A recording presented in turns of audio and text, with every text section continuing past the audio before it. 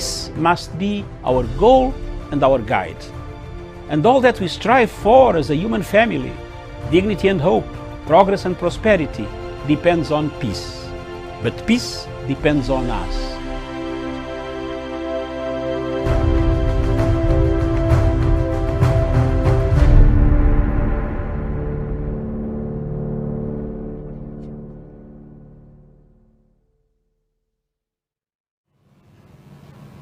Hiyo ni kionyesho ya kiongozi, sio mwanasiasa, lakini kiongozi. Na tunashukuru Mungu kwa sababu tunaona mambo haya ambaye mama alikuwa naye haijapotelea bure, kwa sababu tunaiona katika maisha ya ndugu yetu Musalia Mudavadi.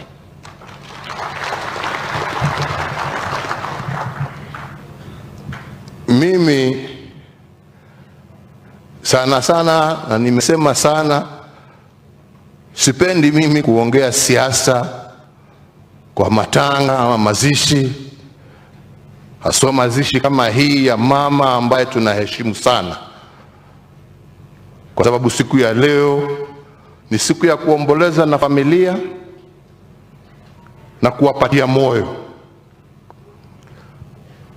Lakini jameni, nimekaa hapa masaa karibu 6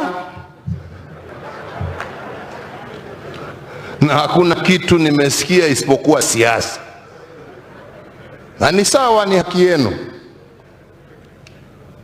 Lakini mimi nitataja tu mambo matatu, mengine tutaongea tukiwa huko mbele. Ya kwanza ni umuhimu wa umoja wetu sisi kama Wakenya, kwa sababu bila umoja hatuwezi timiza lolote la kudumu katika taifa letu la Kenya. Na ndipo wakati tulimaliza uchaguzi wa 2017, barabara zilikuwa mbili. Moja, uendelee na useme nimechaguliwa na nitatawala na nimalize safari yangu nielekee nyumbani. Na hiyo pia nilikuwa na uwezo wa kufanya hivyo. Ya pili ni kuangalia vile taifa letu lilikuwa limegawanyika na kusema jameni, wacha tuje pamoja, kwa sababu Kenya hii hakuna mgeni. Na kama itamaanisha kusalimiana na kuongea pamoja na wale ambao tulipingana, kama italete amani, kama italete umoja ambao ndio msingi wa maendeleo, wacha iwe. Na ndipo nikafutana na ndugu yangu Raila na nikasema jameni, mashindano sio vita, ndio tushirikiane tujenge taifa letu pamoja. Na wakati tulikuwa tunafanya hivyo, hatukuwa na nia ya kusema tunafanya hivyo ndio tufukuze wengine. Nia yetu ilikuwa ni kwa njia gani tutalete watu pamoja, wakae pamoja. Na hapo ndipo hata msingi wa BBI ulijitokeza, kwa sababu tulikuwa tunasema tuangalie shida za Wakenya ni nini, na pamoja ni kwa njia gani tutatatua. Tuhakikishe tumeongeza kwanza kiwango cha pesa ambayo itaingia kwa wananchi kule mashinani. Na ndio mambo yale ambaye tumesikia ikitajwa hapa, mwananchi aweze kukaribiwa na pesa ambayo itamsaidia kwa maendeleo yake kule mashinani. Jameni, ubaya wa kusema hiyo ni nini? Kunaye. Na tukasema tunataka tuwe na serikali ambayo hakuna jamii ambayo itasikia ati uchaguzi umeisha, kuna mshindwa na mshindani kwa mambo ya kabila. Tukasema kutakuwa mshindwa, ule atashinda na ule atashindwa. sio kwa misingi ya kikabila, lakini kwa misingi ya sera na maendeleo na mipangilio ya vyama ambavyo vinalete Wakenya wote pamoja. That was our objective.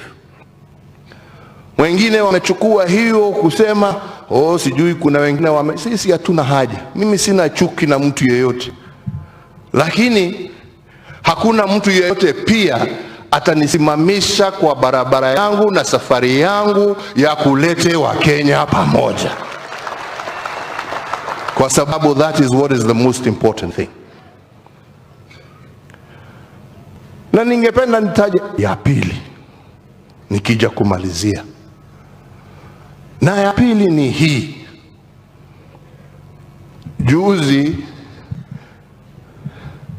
tukifunga mwaka, nilisikia wengine wakisema huko, sijui ilikuwa Msambweni, sijui wapi, anyway shauri yao huko, wanaongea wanasema watu wamechoka na uongozi wa familia hii, nini sijui nini. Sawa, choka,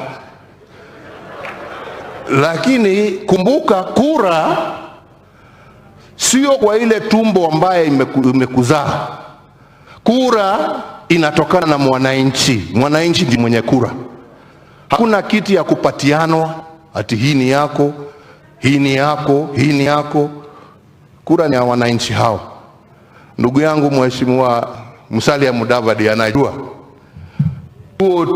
Tulitafuta viti kubwa, nyinyi wa Kenya mkasema la. Kweli ama sio kweli? Si kweli? Kwa hivyo mtu kusema ya kwamba ati mtu anachoka, na ukichoka kwa debe upige kura. Na wengine ambao wanaongea hata kura yao na viti ambavyo wako navyo ni kwa sababu ya kura yangu. Wenyewe hawakupata hata kura moja, ni kura yangu. Jameni, tuheshimiane, kwa sababu nchi ambaye haina heshima na viongozi wake na wananchi wake sio nchi ambaye ni nchi ya kudumu. Na kama kwa ukweli wale ambao waliongea kama unachoka na familia hii, unachoka na familia hii, sasa ni nafasi sijui ya nani, basi kama hiyo ndio thinking ama logic, hata mimi naweza nisimame hapa basi niseme kuna jamii tu mbili za Kenya ambazo zimetawala, labda ni nafasi ya jamii nyingine pia kutawala. Hao ni namna gani jameni? Hao ni namna gani? Hao ni namna gani? Hao ni namna gani? Jamii za Kenya ni mingi, sio tu kuja kutupatupa maneno huko na ujui ni nini unasema, kulete hasira na uhasima kati ya Wakenya. We want one strong united Kenya of 48 million people. That is the nation that we seek, that is the nation that we desire. Kwa hivyo hiyo ndiyo barabara ambaye sisi tutatembea. La mwisho na nimalizie, brother Atuoli na wewe Senator Malala, musione simba amenyeshewa kufikirie ni paka. Kila kitu na wakati wake. Sisi ni wana demokrasia, we believe in democracy. Watu wapiga ile wanataka kupiga, waandike ile mabarua wanataka kuandika. I am in charge of this government and I am in control of what we are doing. Tunaelewana wenzangu? Sitaki mtu kunilecture mimi. I know where I am and I am very clear about where I am going. Tunaelewana wenzangu? Kwa hayo machache na mengi nasema Mungu awabariki na awalinde. Asante.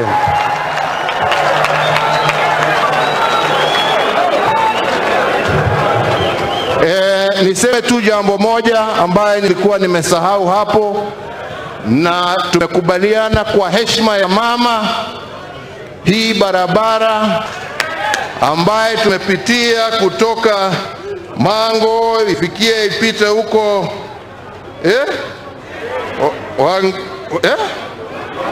Wangulo mpaka Vokoli mpaka Lusi, 18 kilometers. Kazi hiyo itaanza baada ya miezi mitatu kuisha, tutakuwa tumeanza hiyo kazi. Asanteni na Mungu awabariki. Thank you very much. Hakuna kuongea mbele yake tena. Tunatangaza. Umekataa.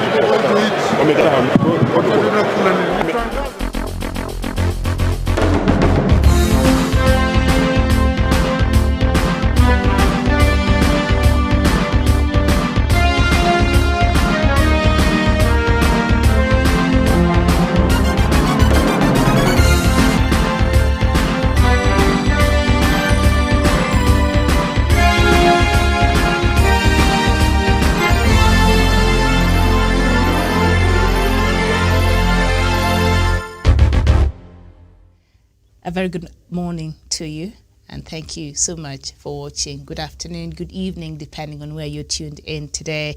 It is the 11th of January 2020, and of course, being a Monday, a lot of things happened over the weekend, and so we have a lot to talk about. My name is Miriam Ogutu.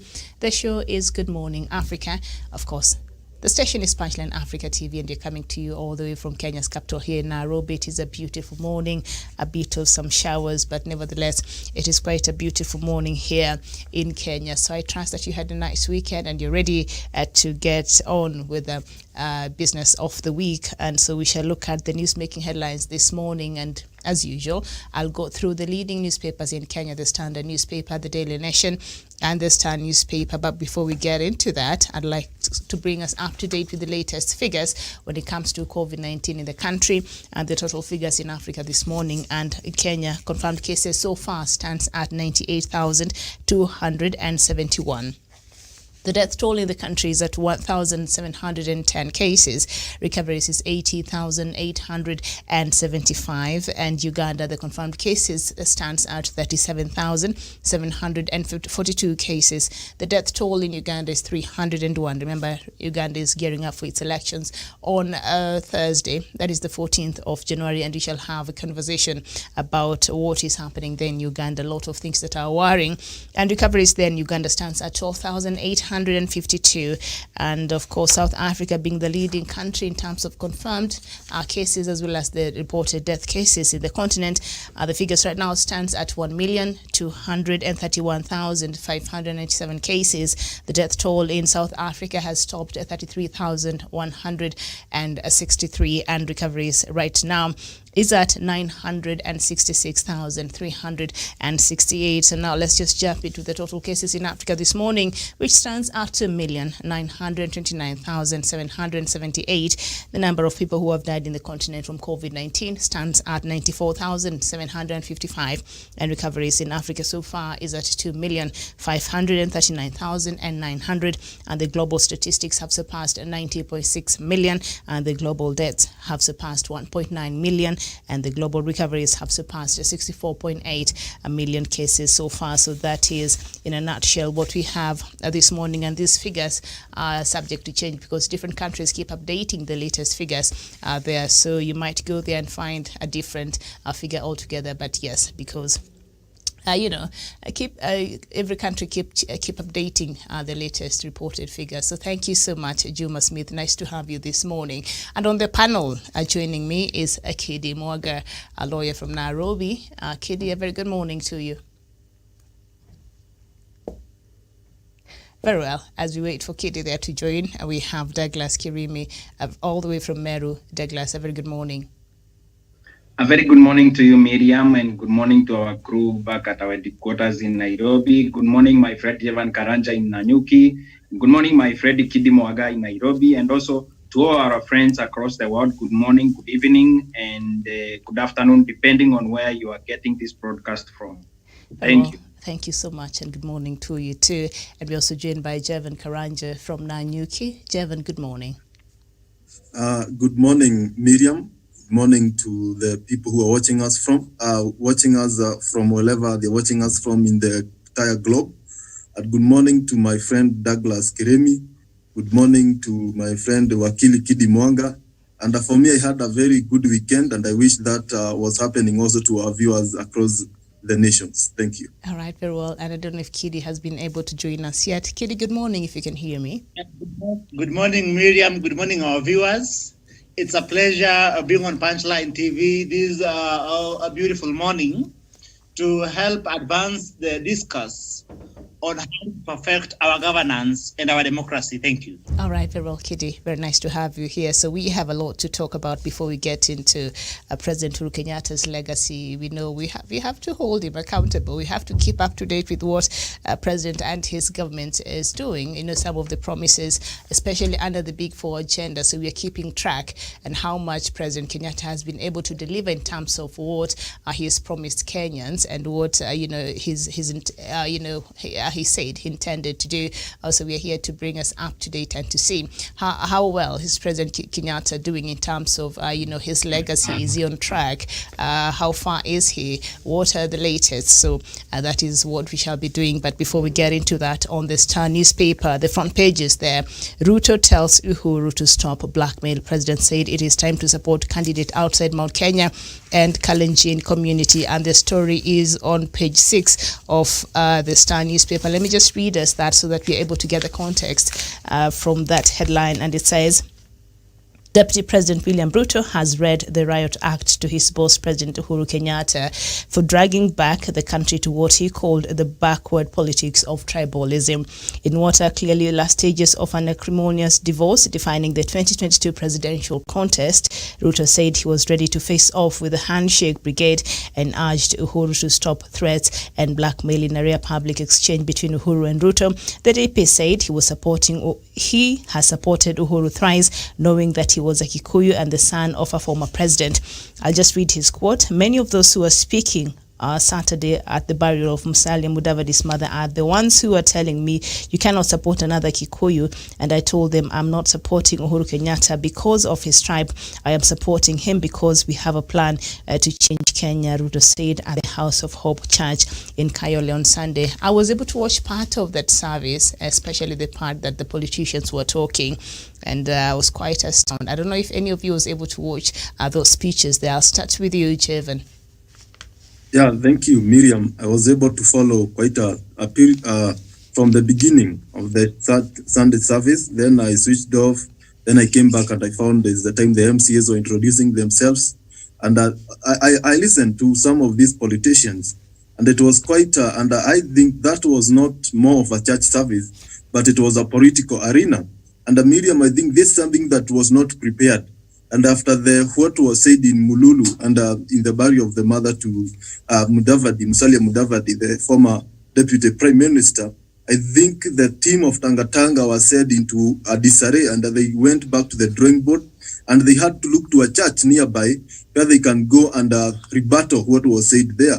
And that exactly what was happening. It was not a church service. They went there to try and discern and to dissect what was being said so that they tell their supporters what is their stand. And that's exactly what was happening. And Miriam, it's quite hypocritical that the people who have been dividing this country and want in small fragments of have and have nots are the same people who are crying loudest that the president is talking over tribal divisions. And that is not the case, Miriam, because as people who follow this and they understand communication, and as a good journalist, you need to know what the president didn't say that it's time we take presidency from Kalenjins or the Kikuyus, but the time that from the logic that the Tangatanga are using, that is where the president drived on, and that is how he was able to bring that point that if you are getting tired of the families that you're calling dynasties, I can also as well say that I'm tired of leadership coming from two tribes. That was the case. And all these things that you're seeing happening today were all started with the deputy president and his team. And it's hypocritical, number two, because the deputy president is telling us that he is working with the president and he didn't support him as a community. He supported the president as an individual. Okay, no problem. But why is he concentrating on Mount Kenya backyard? Why is he camping in Mount Kenya backyard? He is not camping there because he wants votes from an individual. He wants votes from the community called the Mount Kenya larger community. Therefore, the votes come from a certain place and certain communities and certain region. Therefore, that is the case here, Miriam. And number two, if it's about development, Miriam, the deputy president has sabotaged the government agenda to bring development in this country. Therefore, he has no point of saying that he is futuristic or development oriented, where he is sabotaging the government agenda to bring development to the people of Kenya. And finally, Miriam, as we move on, we need a country where we have equality. And to my, if I was the one who was being asked for an opinion, we need to expand this executive, as the BBI says, so that we accommodate more communities. Kenyans, Miriam, are tired. I want, in my lifetime, to see a president coming from Somali, from Ogiek, from Oromo, all these people that make this country. It's not only two communities, and that can happen when we expand the executive so that we accommodate more community and leaders from different regions into the higher making table of this nation. And that is the case, and I think that is the direction that the president wants to take us. And nobody is saying that Kikuyus and Kalenjin should not be in the power. They should be in power because of their numbers and so on, but we should also expand the executive so that we accommodate other small communities that don't have the numbers like the Kikuyus and Kalenjin or the Luyas. All right. Thank you. Barol, thank you so much, Javen. Juma Smith, you're saying Kayole Dibako was caused by Mululu Dibako. The funeral also turned to a political rally, unfortunately. Yes, indeed, I think it became very political, and even President Uhuru Kenyatta there, when he said, I've been sitting here for 6 hours listening, and all I hear is politics, and yet we are here to attend a funeral service and to give a befitting send-off to Musalia's mother. So, and then he said, but since now this is what you've been talking about, that is when he brought up that part of the politics, responding to some of the things that have been said, especially by the DP side. And so what we see now, the DP, whatever President Uhuru Kenyatta said on Saturday, now they're terming it tribal, and now they're terming it like President Uhuru Kenyatta and his allies are advancing negative ethnicity in the country when it comes to the country's leadership. But President Kenyatta said, since we got independence in this country, we've only had 2 tribes leading this country. So maybe it's about time that we allowed somebody else from another community to come and lead us. And so that is the truth. We've only had two communities lead this country since our independence. I mean, where's the fault in that? That is a fact, Kiddy. That is a fact. And yet we have over 40 tribes in this country. Thank you, my sister Miriam, and thank you for giving me an opportunity to weigh in. First and foremost, I am glad that both yourself and my brother Jevan have rightly pointed out the context under which the president was speaking. One, he was saying that if you are running the narrative of families, of this versus that, then if we were to play your game, we would say that it is now time that this community, that we would start looking things from the community perspective. And if the president was reminding them that if you were to take that narrative, then it technically would lock out the deputy president and his co from gunning for presidency. If you were to look at things from the ethnic matrix. But then away from that, permit me to quote the good books that says that to the pure, all things are pure. In this context, permit me to say that to the tribal, all things are tribal.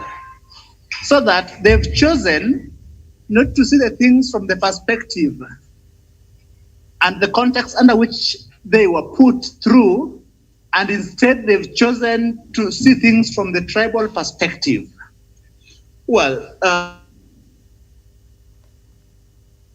All right, we seem to be having a signal problem there with Kidi. Once he's able to fully have that conversation, then we shall have him back. But I'll just move to Douglas. Douglas, what the president said there, I mean, one, it's a fact. And you've seen even when it comes to public office and public positions and all the civil servants, there has been, we see reports all the time citing, you know, the tribal numbers there when it comes to even the jobs in the civil servants there. So this is something that we have to deal with. This is something that Kenyans have to I know it's a conversation that is uncomfortable, but there has been some efforts to try to make sure there is a balance of community even when it comes to employment in the public service and other sectors, because it's quite important. And so that will ensure inclusivity, that will ensure, I think, cohesion, because it's very important. Ethnical balance. We cannot run away from this. And President Uhuru Kenyatta, on Saturday, saying, I mean, if you were to speak the truth, we've only had 2 communities lead this country. Maybe it's another time we bestowed this opportunity to another community. This is part of our conversation. So we cannot just talk about politics and decide, okay, because our our politics is quite ethnical. And that has brought us a lot of problems, especially when that is used negatively. But President Uhuru Kenyatta was just pointing out, I mean, the obvious there on Saturday. Douglas. Thank you, Miriam, for that question. And also I want to concur with what my friend Jevan Karanja said, what you have said, and also what Kidia said. In the context that the President of the Republic of Kenya spoke, President Uhuru Kenyatta, he spoke based on the crass certification that Tanga has been floating around the country. He spoke and he did a comparative analysis where we compare and contrast what they have been doing and what the president now said. Under that context and under that contrast, I am coming out and I would come out today and say that it's about time for another community to read. Miriam, politics is a competition of ideas, policies, and also, in most cases in this country, tribal arithmetics.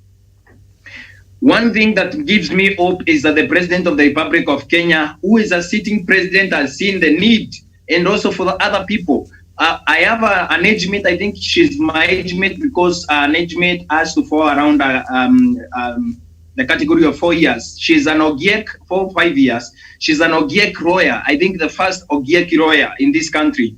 If she runs for president today, there's nothing that stops me from voting for that Ogiek woman. There's nothing that stops me from voting for Aden Duare, I've said before, from Northeastern, from the Somali community, and from other communities in this country. We have people like Jaffa, Amazon Kingi of Kirifi, and other people like Joe, and other people in this country. People like Josephat Nanok of Turkana, Ekuru Akot of Turkana. In this country, Miriam, what we want is a situation where anyone can be president. Not necessarily, meaning you have to come from Kikuyu or Kalenjin community. What if we do the comparative analysis of what the president said and what Tanga is saying? Tanga people are telling us the only person who was born from a poor background and deserves the presidency is William Ruto. They are not giving us a comparative analysis, basing it on what the president said. It's about time the other 41 communities, over 40 communities in this country enjoy the seat of power and also distribution of resources across the nation. When actually this does not fit the context of a comparative analysis, because what the president said is way above the class of what William Ruto and his surrogates have been propagating. For example, Miriam, I have something to say. William Ruto was in Kayore yesterday, lifting his hands to God, telling God how he wants to be president, whereas he has been able to destroy the unity and also the leadership in Meru community. He had sponsored MPs in Nanyuki, paid hotels for them so that they can discuss on how they are going to dislodge the president in Meru. Miriam, I have evidence with myself, and also I have seen these people when they spoke and saying that the president of the Republic of Kenya has abandoned the people of Meru in terms of development. Miriam, I want to ask this question again, which you may not have the answer. The president of the Republic of Kenya has built the Mati Road from Shakariga, from Kadwana to Shakariga, from Shakariga to Mitungu, from Mitungu to Meru Town, which our MPs are clapping their hands every morning and every evening. Miriam, my MP, the Reverend Moses Kirima of Independent Churches of Kenya, is an MP who goes to every Tangatanga meeting asking for William Ruto to give them roads. Miriam, I want to ask you this question. Before they come and lecture us about that, about the way the president has not done roads in our constituency. The president gave us a major road in our constituency. This is the question that the MP keeps asking William Ruto. The last time I checked, he is the PA to the president constitutionally, and he has no mandate and he has no funds. The only work that we have given our MP is representation. He needs to go to Kura and Kera and ask for funds for that road. We have not seen that MP going to president and also going to other government agencies to follow up on those roads. We have seen the MP for Kibirichia, not Kibirichi, comes from Kibirichia, from Bori, the Honorable Idikiri Mogambi. He was talking about the people of Bori being abandoned by the president. But I want to remind my good MP is that the president built the road from Kibirichia to Kerua, from Kerua to Roire. That road is done and complete, and the MP keeps campaigning with it every weekend. Every week I'm in Meru and I see this MP campaigning using that road. Is that road not done by President Uhuru Kenyatta? If William Ruto can wake up today and start propagating such kind of politics in Meru and also destroying our unity as people and from our leaders, then there is nothing that stops me, Douglas Mundi Kiremi, from going to court and also prosecuting our MPs for misuse of public resources and misuse of public office. Miriam, I went to court in 2018, and I'm one of the very few activists who are fearless and courageous in Meru, and also took the Deputy Speaker of Meru County Assembly at that time to court, and saying the office was unconstitutional, and I won that case in 2018. There's nothing that stops me from winning a case against these incompetent MPs who are being sponsored by William Ruto to destroy the unity of the people. You cannot be in the church besmirking and also besmirching the president in Kayore and also destroying this nation and the fabric that owns this nation dear, which is unity, Miriam. Okay. Again, what we want is a situation where anyone can be president, including those people that are destroying the legacy of president in Meru, but taking the same credit from Meru, taking the same credit of roads, dams, and digital literacy, and presidential scholarships, and everything that the rural electrification, town lighting, street lighting, everything that the president has done, including the bypasses in Meru town, every road. The senator for Meru was calling for that meeting from Nanyuki. He is the same man who has eaten the money for funds for building Maua to Aderogaiti Rojene Road. He has eaten that money with his former wife. It is this kind of leaders that we need to call out, and the hypocrisy, Miriam, because they have destroyed our development record and the president of the Republic of Kenya. Miriam, let me make this point because our senator is fond of saying that the president has not done anything. His case is under investigation by DCI, and I'm asking DCI to jail that thief because he has eaten funds meant through his Article construction company. He has eaten money meant by President Uhuru Kenyatta to build roads in Meru. He has eaten over 4 roads in Meru. 4 roads, Miriam. In Meru, the senator for Meru, the Honorable Mithika Rinturi, he is a bloody thief and a person that wants to destroy the legacy of President Uhuru Kenyatta for the sake of succession politics that will happen in 2022. Miriam, as I conclude, William Ruto cannot continue holding this country hostage, and also the comments that he keeps making from churches. Our clergy people should be sanitized by the blood of Jesus Christ and stop eating from the corrupt and bloody hand of William Ruto. All right. Thank you so much. And maybe you need to rebuke the spirit of entitlement that you see with the section of our political leaders there now. He said, we are reading from page 6 of the Star newspaper, he said he rallied, that is Deputy President William Ruto. He said he rallied behind President Uhuru with Kibaki still at State House in a deliberate move to end what he termed the politics of stupidity of grouping people in tribes. Don't drive us as the narrative of exclusion, of telling us about tribes and tribal chiefs, my friends, wajinga wameisha Kenya, Ruto said. The DP rebutted Uhuru, who on Saturday gave the clearest hint he will not back Ruto for the presidency and may in fact campaign against him. And this is the first time we see Deputy President William Ruto coming out and actually answering to his boss. He's been very tactful. A lot of times we see his associates coming out and attacking President Uhuru Kenyatta or responding to what the government is saying or has said, and he's been quite tactful in that regard. He's not come out directly and respond to President Uhuru Kenyatta, but he did that yesterday. Does this, now show us perhaps the direction moving forward? This relationship, as the Star here is saying, the acrimonious divorce, has it reached its peak right now, and has they reached a point of no return? Javen. Thank you, Miriam. And it's quite clear that the Jubilee, the misfortunes that you are seeing in the Jubilee Party, was created by the Deputy President himself. When somebody is... All right, yeah, Kiddy, your network is interfering. You could just move it, maybe.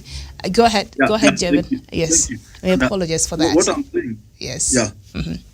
Okay, thank you very much. And what I'm saying is this. The misfortunes that we are seeing in Jubilee today, Miriam, were created by the Deputy President himself, because his ambitions to succeed the president were so overwhelming, and he thought the handshake was there to curtail or to flip his wings so that he would not be able to ascend to power.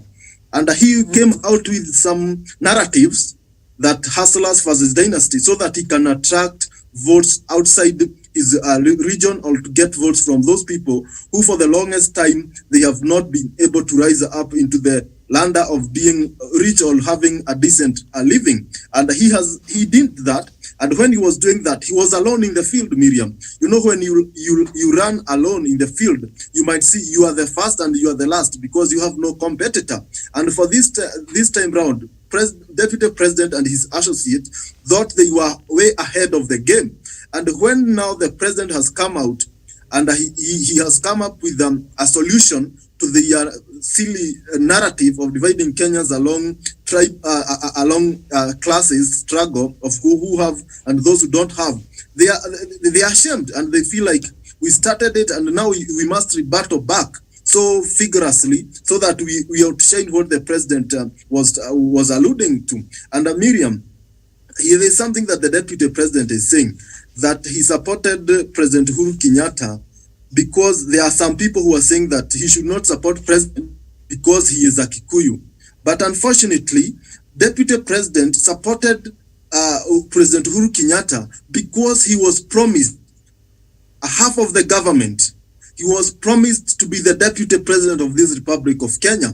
And when Deputy President waked up to vote, he didn't wait to vote for President Uhuru Kenyatta, but for himself to be the Deputy President. And when he was going around his regions in Rift Valley, he was there with the tribal narrative that if you vote for President Uhuru Kenyatta, you are as well voting for your son to be on the higher table of this of the decision making in this country. Therefore, it is tribal from the word go, and he has been a beneficiary of the tribal arithmetic of this country. Because when you look at the numbers, and Mutahi Gunyu come with this thing called the tyranny of numbers, and he was a beneficiary of the tyranny of numbers from Mount Kenya region. And Mount Kenya region are people who come from different backgrounds, though they are associated, the Meru, Kikuyus and so on. They are people who come from that region. Number two, in 2007, the deputy president was the one who was propagating the agenda of 41 against 1, that other tribes are tired of the Kikuyu leadership, and he was on the camp of the former prime minister then, and they came up with that slogan of 41 against 1, and the Kungoa Madawadoa from Bode la Ufa, that is Rift Valley. Therefore, this tribal arithmetic has been there, and it's just a matter of time before they come into limelight, and these things have been playing out clearly in our political arithmetic. And what the president is saying, because of that narrative the deputy president has created of hustlers, we can also talk of the two dynastic tribes that have been ruling this country for a period of time. Because to them, something that has stayed in power for a period of time qualifies to be a dynasty. Therefore, we have dynastic family and we have dynastic tribes, and that is the conversation they started. Why are they bitter when we also rebuttal with a conversation similar to what they had been doing? Therefore, what they have been riding on is a muddy ground, is a hostile ground that is fragile and it can break any time. And that is why you see the energy they have when they talk of this issue of tribe. Finally, Miriam, Kibaki was a hustler. Kibaki, his father was not known. But when William Ruto was presented to opportunity to vote for Kibaki in 2002, in 2007, he sided with those people he is terming as dynasties today. Therefore, it is hypocritical, and the deputy president should be the last person to call us on order in matters tribalism, in matters of class struggle, because he has benefited from the dynasties, he has benefited from the tribes of this country, and he should not take this country on that narrative.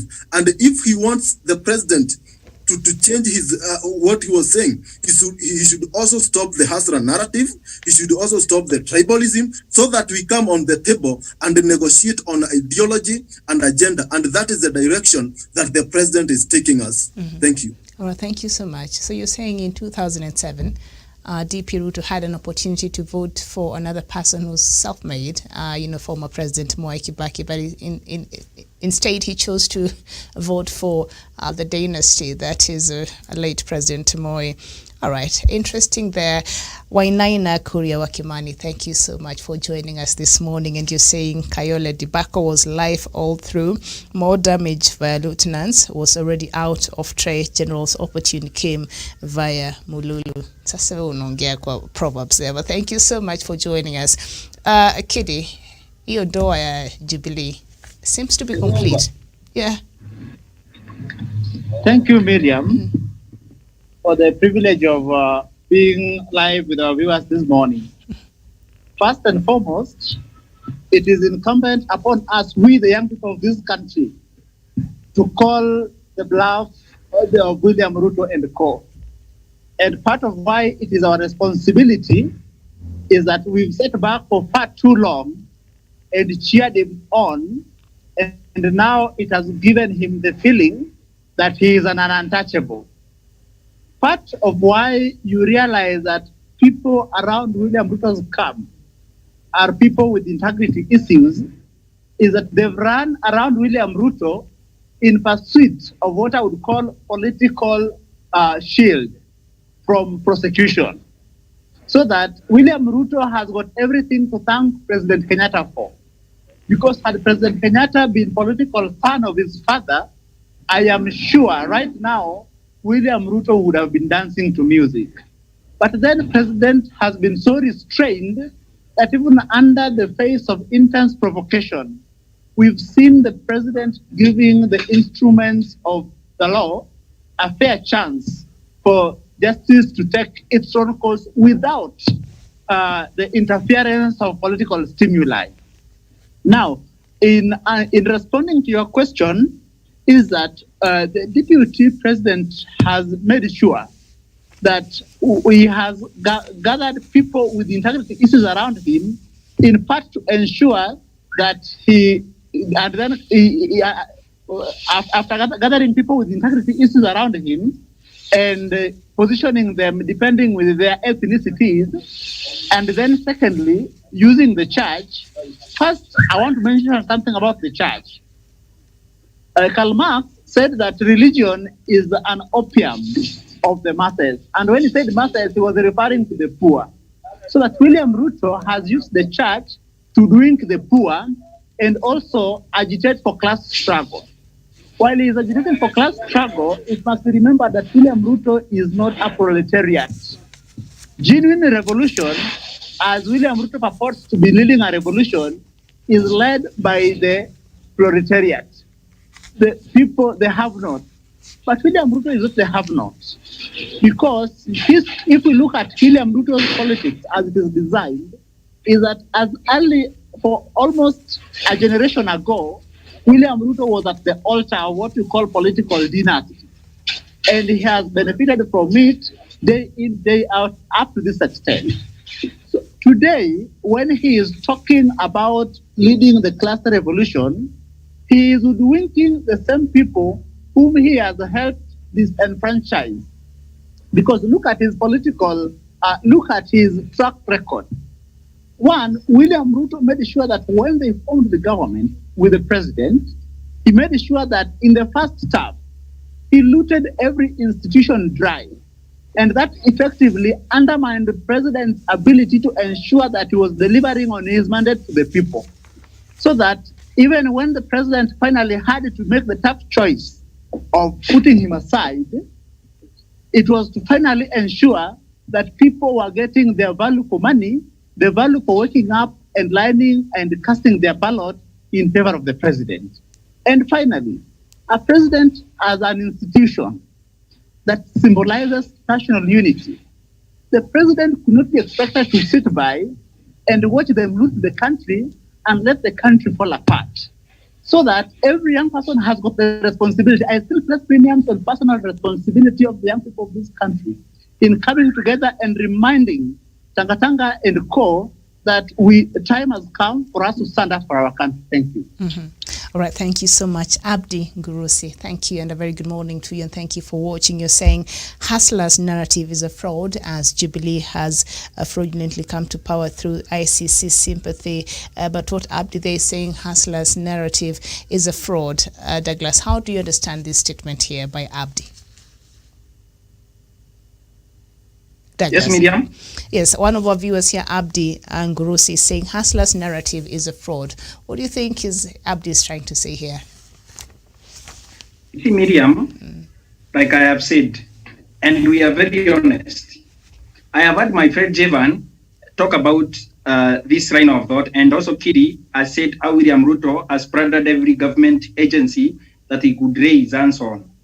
Miriam, when President Uhuru Kenyatta gave William Ruto an opportunity to run with him in 2013, it was left to the president to appoint other communities into government when William Ruto took his people and also appointed everyone from Kalenjin community.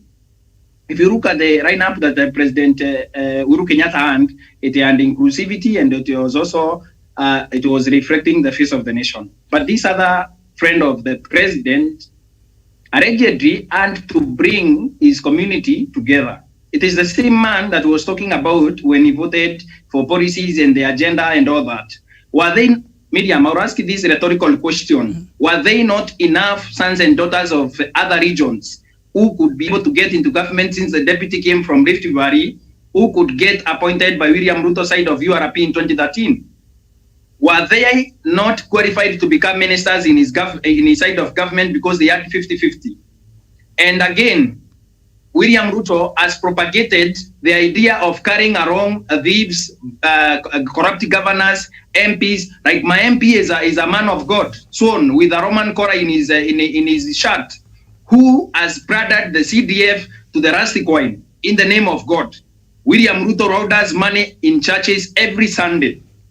What gives me this idea of Asura narrative is a fraud. It is a fraud because why would William Ruto not issue checks? He has companies and also Western Hotel which sit actually on a grabbed piece of land that belongs to the public, to the KCA.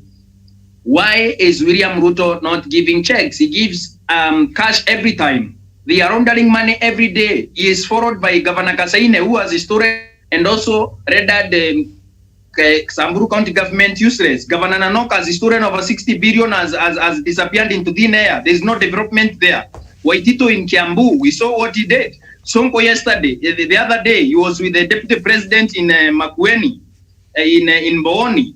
Sonko has looted this county of Nairobi over in billions of shillings in accountant and unaccounted funds. Miriam, the Center for Meru has stolen virtually every other tender that was meant to construct roads in Meru. And the only thing he can afford now is to wake up and go and do a press conference and tell the people of Meru, President Uhuru Kenyatta has abandoned the people of Meru. I have a simple question to our good senator. Senator Mithika Rinturi, where is the money that was sent to Atcoin Construction that you own with Mariani Kitane, your former estranged wife? Where is the money that was meant to construct roads in Imenti, in Tigani, and in Egembe? I want to ask our MPs, what have they done with their CDF allocation under Jubilee government since 2013? Because most of them are second-term MPs and from 2017 to 2021. Miriam, Asura, a nation narrative of we want to empower Asuras and all that is a fraud, like our friend has been able to say there. Because Miriam, they also formed a party that the Deputy President William Ruto used yesterday to endorse Mama Bishop Wanjiru in Nairobi yesterday. How many Mama Mbogas did you see in the party leadership and rank and file of that party? Mudama, a billionaire, a drug dealer. No, it is in public domain, Miriam. Yes, it is in public domain. He has court cases and all that. Why are they not saying Douglas Mundi Kiremi is a drug dealer? Because they have no case in court. The only case I've taken, a high-profile cases where I took the county government of Meru, the county assembly of Meru, for having an illegal office, and it was struck out until this last year when in 2020 when the government, the Senate brought that law that brought the deputy speakers again, and they were given back their offices. But why am I not in the list of those people who are said to be corrupt? Why are Mama Mbogas in Nairobi and Meru and other communities not in that party and also in their file and rank? Miriam, it is a fraud. Billionaires have ganged up again so that they can continue plundering this nation. And I want to applaud my friend who has noted that this is a pure fraud. Why are they billionaires who have stolen and also rendered this country and its agencies useless so that they can blame it on President Uhuru Kenyatta? They bankrupted Kenya Power. Kenya Power today sends poor people like us bills that William Ruto has stolen money from. Miriam, he wanted to defraud KMC so that farmers cannot get any other means of getting refunds from Kenya Meat Commission until the military stepped in. Before I go, Miriam, these people are people for kickbacks. I have a name and a company in the Tharaka Nithi that was sanctioned by the government to construct roads in the Tharaka Nithi. What they did, the member of parliament name withheld, took kickbacks and also asked the contractor, instead of building roads, to go and build them a rural home in the Tharaka Nithi County. In Meru, the same case. So, Miri, why are these people, bad people, not following the president? They are only following the deputy president. This Asura Nation narrative is a pure fraud, and we must call it as it is. This is 2021. We must tell each other the truth. And again, Miriam, before I go, please, William Ruto should stop taking Kenya for foolish people. He keeps saying foolish people are finished in this country, but we are no longer foolish. I submit. All right. Very well. Oh, Douglas Kirimi, they are not holding back. Javan, a point there from one of our viewers here, Abdin Gurusi, who said the hustlers narrative there is fraud. And Douglas has pointed out something. He's saying yesterday when they were showing off the possible candidates for the upcoming elections for the Nairobi gubernatorial and other places across the country, which perhaps will be going off on for the next elections, he mentioned that why didn't they pick, say, a Mama Mboga and say, we think this is the right person, or a boda guy, because, you know, they've been trying to empower these kinds of people, and that is what DP president and his side claim to be, the people they claim to be speaking on behalf. So they're saying, why could you bring one of those to stand for the Nairobi gubernatorial? Because we know a candidate that they endorsed there, Bishop Margaret Wanjiru, she's quite well off. So why when it comes to the leadership positions, the Mama Mbogas and the boda riders and these kinds of people, they're not really considered? This hustler a nation, is it a fraud, as Douglas there is saying? And Miriam, before Jevan answers, let me remind you that there is a Mama Mboga in Nairobi who is running for governor, and they didn't include that woman. Very well. Thank you for pointing that out. I did not know that. Go ahead. Thank you. Thank you, Miriam. And as you have seen, if it's about caring for those people who are downtrodden, Miriam, you don't force them to support you. You don't give them handouts. They come voluntarily and they front somebody who champions for the agenda without being coerced, without being whipped, without being given wheelbarrows, because they see something in you. And Miriam, I would like to ask, where was Deputy President before he was brought into limelight by the former Prime Minister Raila Odinga and then by President Uhuru Kenyatta to national politics to the position of the Deputy President? These hustlers, they didn't see him as a savior, because if they saw him as a savior, they could have gone out there to look for him so that he can champion for their cause. Therefore, he has been brought by the sole people he is calling dynasties into limelight, and he is using the hustler narrative as a substance. Because Miriam here, if the hustlers and the people who are being called hustlers, they never sat anywhere and fronted DP Ruto as their king or their person to negotiate on their behalf. And we say that if you really need something, you are the one who goes to seek it. And we say in Kikuyu, Muharo newe odhiga takagithaka. That means if you need something, you are the one who works hard to get it. And in this case, DP Ruto is the one who is working hard to get the hustlers, and not the vice versa. Hustlers don't care about him. He is the one who is pretending to care about him. Therefore, this on its own is a fraud, because he is the one, a billionaire, who is going out there to speak to these hustlers, and he is forcing them to support him. Number two, Miriam, we have never seen any hustler being given a bigger position where they can be influential. You know, Miriam, they are giving small things like wheelbarrows, mukokoteni, and these things, they don't make them influential, because at the end of the day, when you give me a wheelbarrow, I can't be in a position to create a job for another young man around our area. Therefore, you are just giving me as a handout. And you see, the people who are being pushed into bigger positions are billionaires. And in the case of Nairobi gubernatorial position, I expected, because they championed for a cause of hustlers, those people who are downtrodden, to front one of them, because we have Mama Bongas who meet the constitutional requirements. We have Mama Chapos who sell these kibandas who meet the constitutional requirement to vie as a governor, and they give him or her the financial support that they need in order to secure this possession. And in that case, we could see hustlers now saying that is one of us. But Margaret Wanjiru is not a hustler. Maybe he was born from a poor background. But Miriam, in this country, even the first president, Jomo Kenyatta, came from a humble background.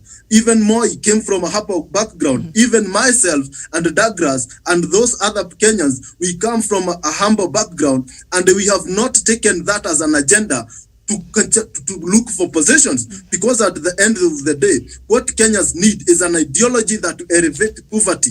An hustler agenda will not bring food on the table. Instead, it will divide this country into small fragments. Therefore, the day I'll see the deputy president, instead of sitting on the dais where the big people sit, sitting on the crowd and coming there to sit down there on where hustlers sit, and relocating from Karen and to go in somewhere in Sugoi or Kipukaren or Huruma or Langas in Eldoret and start living there with these hustlers, that's the day I'll see they are walking the talk. But now what they are doing is mocking those people who don't have resources, those people who don't have money, so that they rise against those people who have money.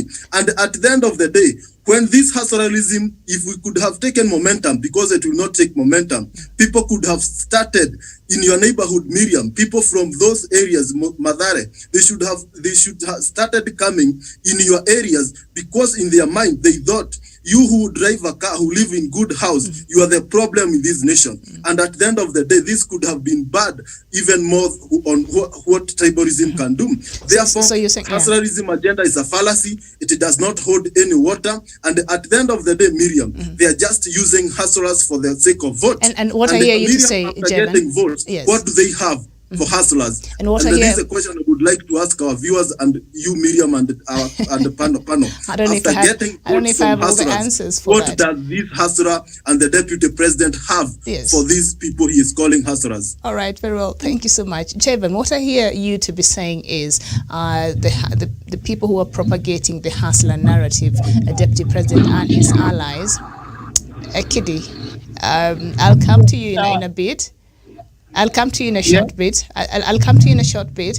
But Jevan, what I hear you to be saying is the people who are propagating this hustler narrative, they're just using them to ride. They're riding on their backs because they're not walking the talk. Because if it were really that they were concerned about the hustler people who are not very well off, then they would have chosen somebody else outside of the highfalutin hustlers, as you see. Because Bishop Margaret Wanjiru, we understand her background, and she's worked hard to be where she is. And if you've heard her story, and we understand that. But at this point, they're not really hustlers. These are people who are well off. So, but by the hustler nation keep putting up these people who are already at some privileged position in the society to advance their narrative. You said they are mocking the people who actually downtrodden. Is that what I hear you to be saying? That is exactly what I'm saying. Because Miriam, if you have an agenda for the sheep, you will use one sheep to champion for that agenda. But you cannot use a hyena or a leopard to champion for a cause that concerns the sheep. If you have an agenda for students in a university, in Moi University, you will not take a student from Masinde Muliro University or Maseno University to champion for a cause in Moi University in Eldoret. You take one of them, and that is the case, and that is what what the deputy president should do. Right. And finally, Thank Miriam, I just wanted to get clarity on that, because I need Kidi also to come in. We are running short of time. Maybe you conclude quickly. Go ahead. Finally, Miriam, are they not ashamed, the Tanga outfit and the deputy president, because they term anybody who have been in power and their kids are said to be dynastic? Are they not ashamed that they are bringing up dynastic families, their kids, their family, and their relatives? Therefore, that means in future, we should not vote anybody who is associated with those people who support Tanga because they are dynastic, their kids are dynastic, because to their definition, anybody who has been in power, they qualify to be a dynasty, and their kids should not be given an opportunity to run for this country. I don't think that is the case. Okay, thank you so much, Abdi. Sasa unaona umeleta maneno ya hustler narrative there. Thank you so much, Ogilo Morris. You're saying you're watching us from Gong Road. We thank you, and of course we love you for watching.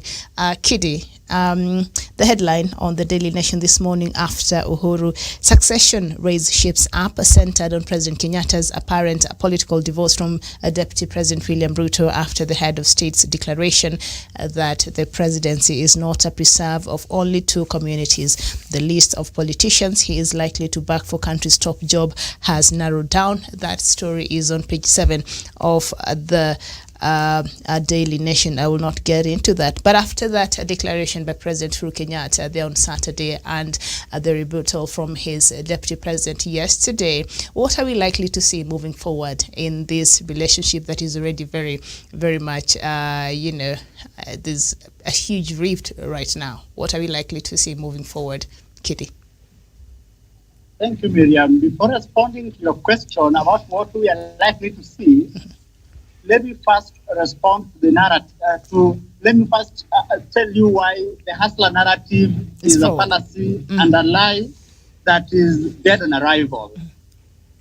Every responsible political movement across history has always made necessary investment on programs of social uplift, because part of why we put a government in place is so that the government can be able to help us do the things we cannot do for ourselves.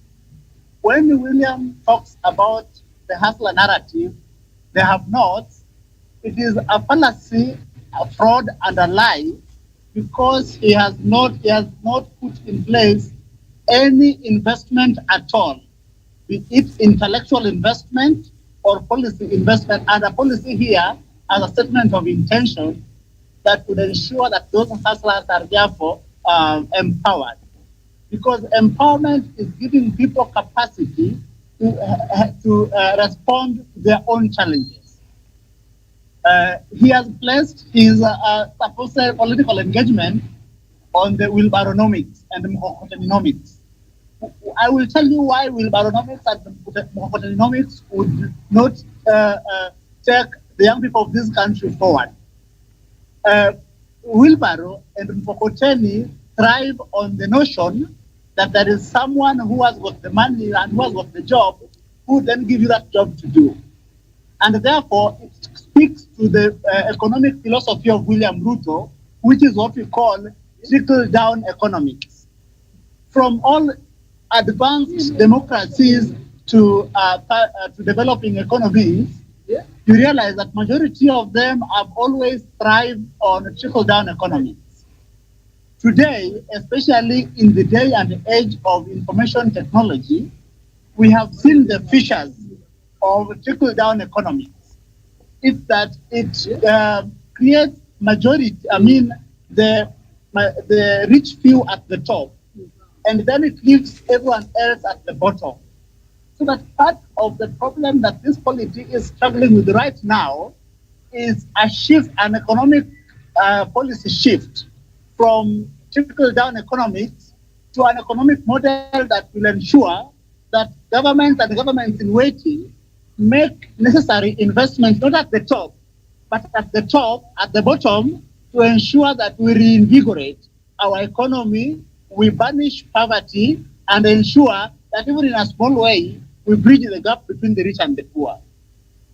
Let's look at a case study of why hustler narrative is a lie. Between 2013, by 2012, Rift Valley was still the breadbasket of this country.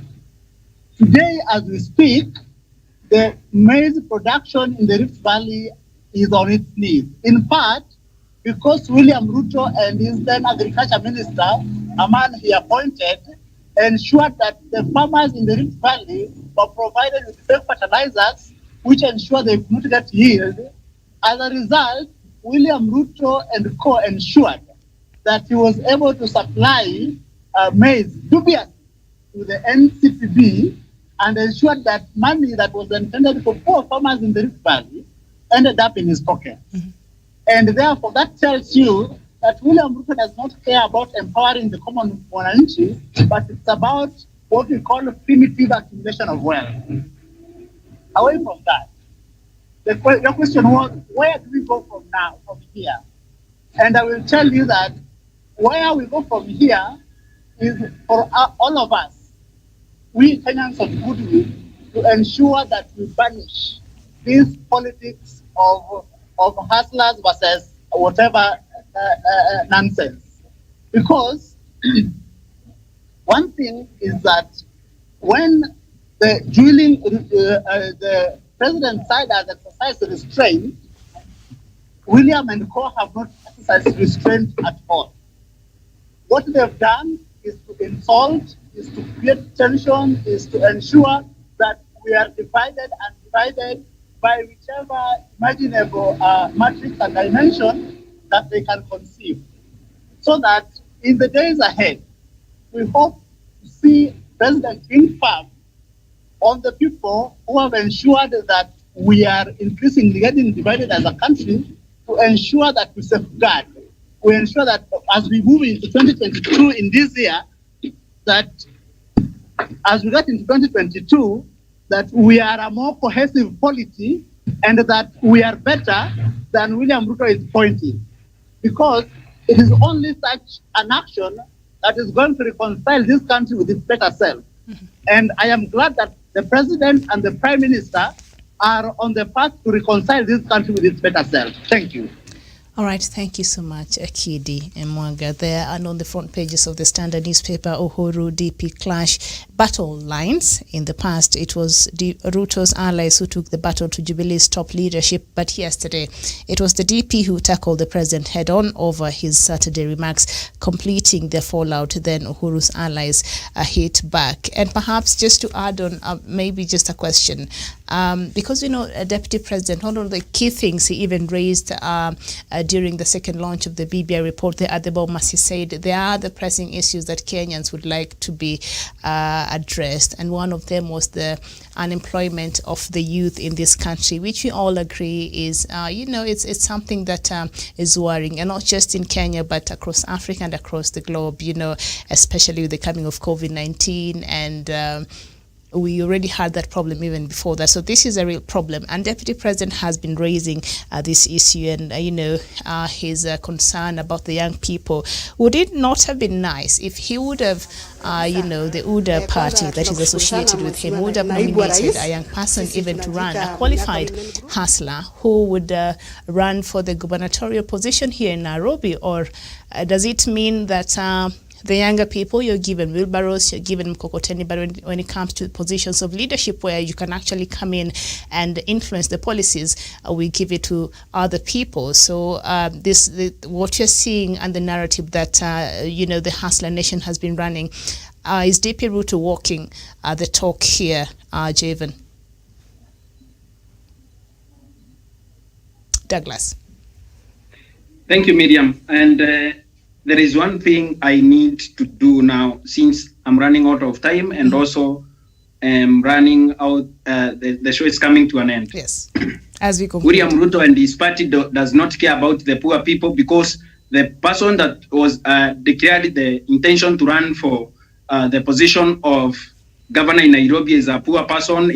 She works in slums and other people, but William Ruto ignored that, and William Ruto has ignored young people since 1992. When I was getting born, William Ruto was getting into government. And because we are talking about the legacy of President Uhuru Kenyatta, I can't talk about William Ruto today and his party that is led by a billionaire who is a drug dealer. Miriam, in Garissa, the President of the Republic of Kenya has constructed the Modika Nuno Road at a cost of 1.1 billion. That road is complete. Miriam, the President of the Republic of Kenya has constructed Nuno Modogash Road that I'm very proud of. It is a road that is 139 kilometers at a cost of 7.2 billion shillings. Miriam, in Busia, the President of the Republic of Kenya has been able to facilitate 63,686 title deeds to the people of Busia. Miriam, the point of telling people why the President has given title deeds in Busia is this. The title deed, when it's given to a person, they can be able to take it to school and to bank and give them loans to educate their children, and they can also be able to raise economically their properties, get more value.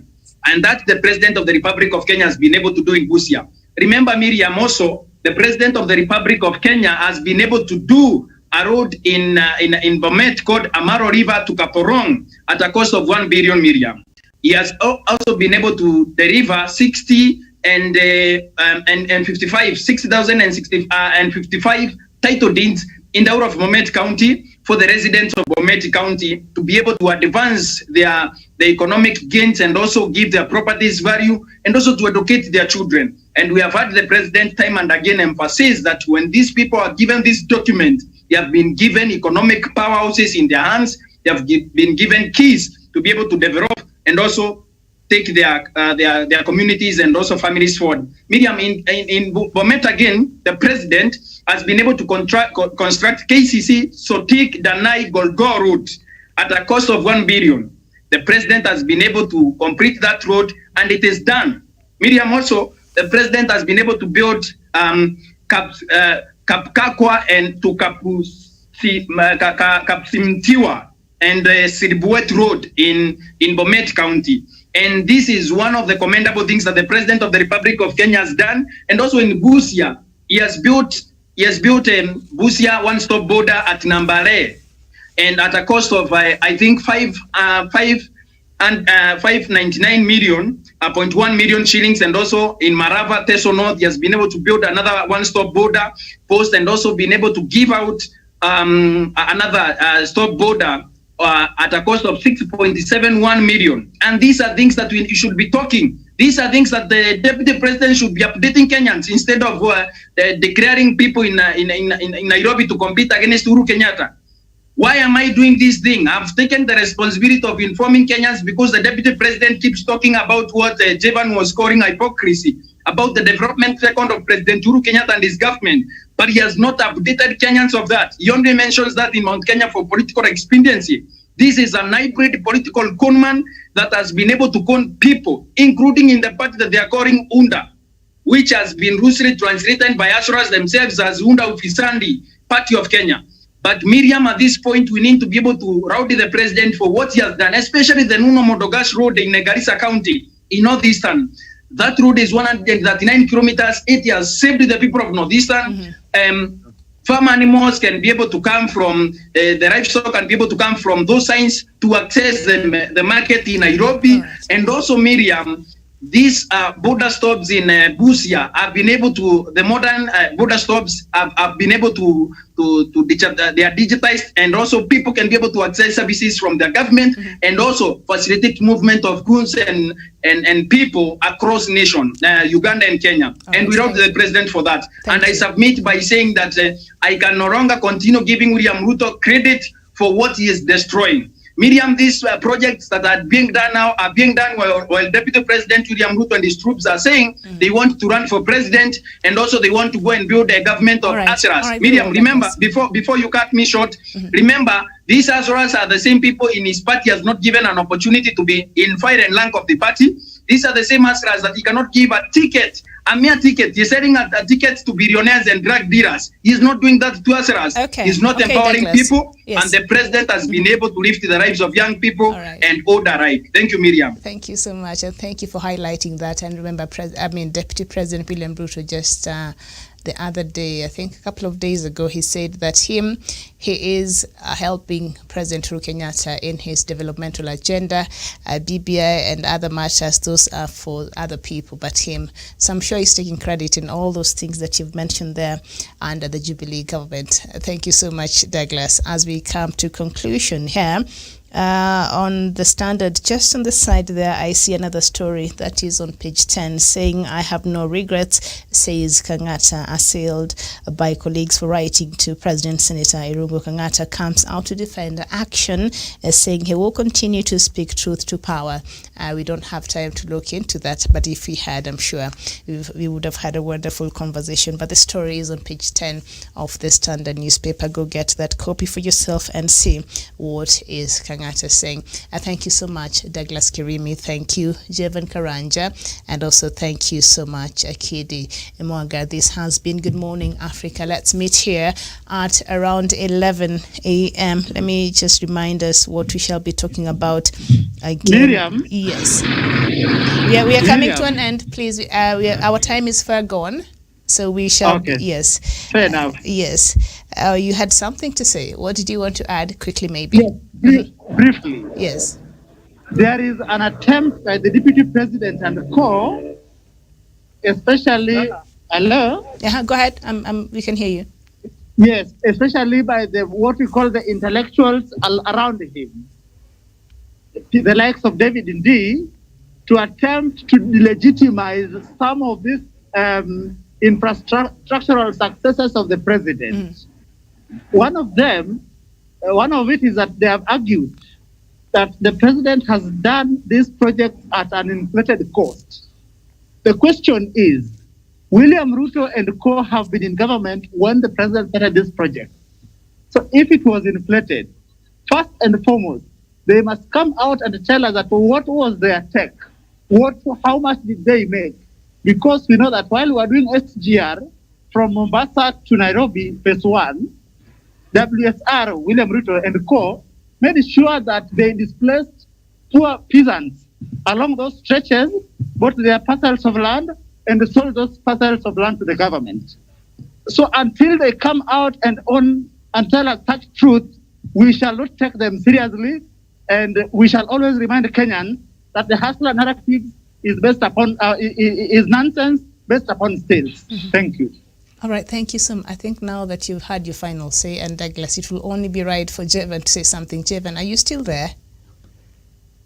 Yes, right. I'm here. Okay, so shortly, I think to balance it out, your final comments. Yeah, thank you very, thank you very much. And finally, it's good to balance because that is a yes. I'm sensitive to that. Go ahead. Our democracy as a country. Democracy. But finally, Miriam, what I want to point out is this: this Hassanarism agenda does not hold the basics of uniting this country or elevating Kenyans to higher level of livelihoods, the standards of living to be raised up.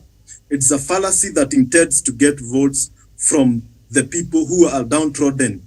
And finally, Miriam, and I asked this question to our viewers, what is it that the deputy president promises hustlers what is the end effect of hustlers, what will hustlers get after voting the deputy president? What is the promise? What is the deal? They need to strike a deal that if we vote for you, this is what you'll do for us. But the deputy president is excluding himself from that talk because he knows after getting votes from these hustlers, he will disappear into thin air. He will sublime and he'll know where to be seen, and he'll disappear to State House, and these hustlers will continue struggling so that in 2027 he will come again and whip them that they have been poor because the government is failing them. And that is the case, and hustlers should open their eyes and they should understand that after William Ruto getting votes from them, he will disappear as he always do. Thank you.